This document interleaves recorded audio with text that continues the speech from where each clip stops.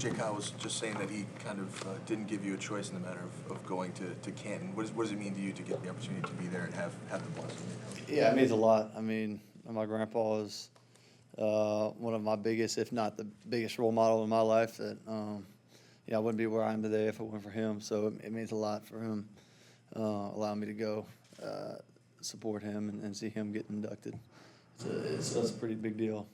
You said you hadn't asked for permission. Were you not going to? No, I wasn't going to ask. I mean, I didn't want to ask. It was just kind of a matter of if they kind of brought it up to me, which he did, and told me I should go. So. You're gonna fly out Saturday and try to get back Sunday afternoon. Yeah, fly out Saturday morning, and then fly back as early as I can on Sunday. Have you been keeping in touch with him since you got to camp, or basically said your goodbyes beforehand?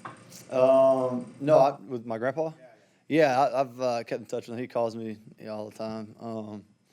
He's kind of has Alzheimer's now, so he kind of forgets when he does call me. But so he'll call me, a couple of times. But it's awesome. He's always has great things to say and asks me how camp's going. He knows that I'm in camp and where I'm at, the 49ers, and he's just real supportive. What kind of stuff do you talk about with football-wise with him, though, that he can relate to?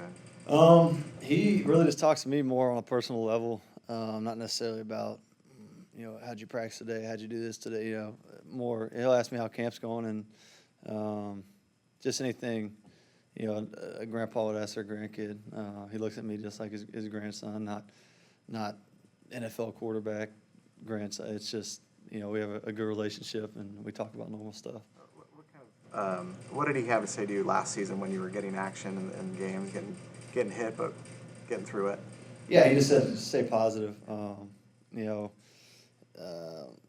Stay positive through it all. I mean, the NFL. I mean, my grandpa's been a part of so many teams, bad teams, good teams, Super Bowl winning teams, and he knows the ups and downs of the NFL. And he told me to stay positive through everything and be a good leader for my teammates through all the ups and downs.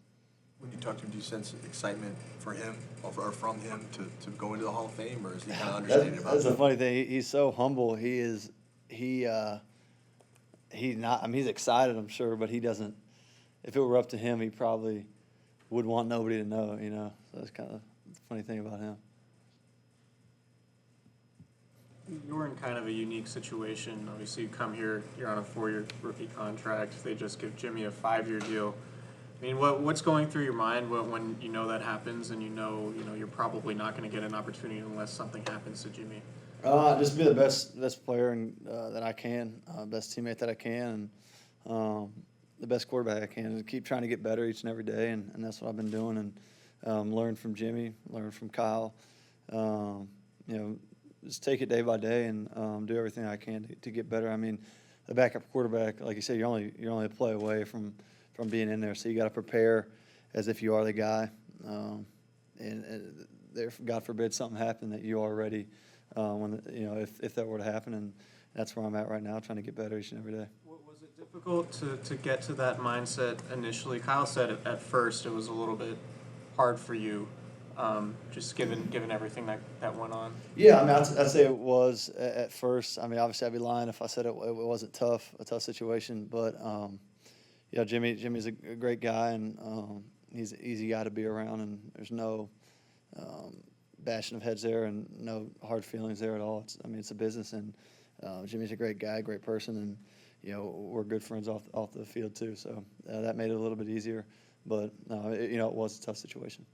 You look at other quarterbacks throughout the league, guys who started as backups and then maybe went on to different teams to get their starting chances. Does something like that give you optimism?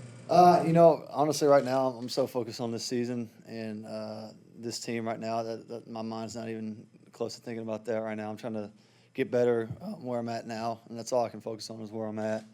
And right now I'm on the 49ers, and with a great team, great teammates, great coaching staff, and just trying to make the most of that and get better every day.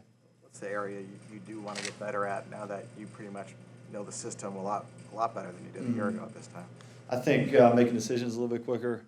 When you're your first year in the system, it's kind of you're trying to process everything as you go, as you get the play call, trying to visualize it in your head. Second time around, it's a lot easier to visualize. So you can kind of go out there and eliminate certain routes based off coverages a little bit quicker and go through the process a little bit faster. And that's kind of what I'm working on right now. How much did getting those opportunities in those games help you with that aspect, knowing that if you hadn't, it would have been a pretty long layoff between there and here? I think it was huge. You can't simulate real NFL games, and the fact that I was able to play in 6 of them it really helped me as a player and helped me mature and get better as a player through the ups and downs. The bad plays, you take those and learn from those, and then the good ones and as well. So I think those games that I was able to play in really helped me progress as a player. Did you spend any time this offseason going back and looking at those games again? Yeah, I did. I watched watched a lot of those games and watched a lot of film from OTAs and stuff this past month, and just trying to fix and help get better anything that I can. Does being further removed, like in the offseason when you go back and watch it, give you a different perspective on that tape than, say, like the Monday right after the game when it's all fresh and right? Yeah, I think so. I think the Monday right after a game, it's always, after a loss, sometimes it's tough to go back and want to watch the tape after, a loss, per se.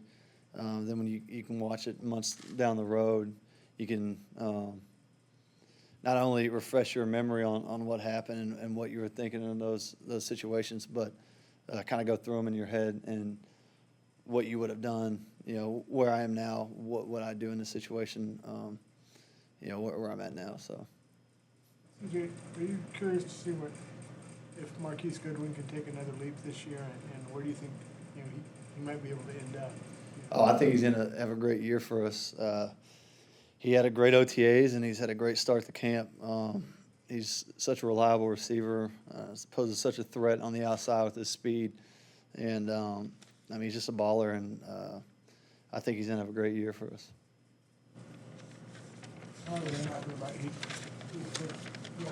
Talked about Richard Sherman getting beat by Marquise, and you used it to say, hey, don't be afraid to, people are filming you guys or charting how many passes you complete. You're just worried about, improving in practice. I don't know if you're worried about us charting your passes or anything, but did that message resonate, and is it kind of relevant just because of the social media and the fact that your guys' practices are scrutinized?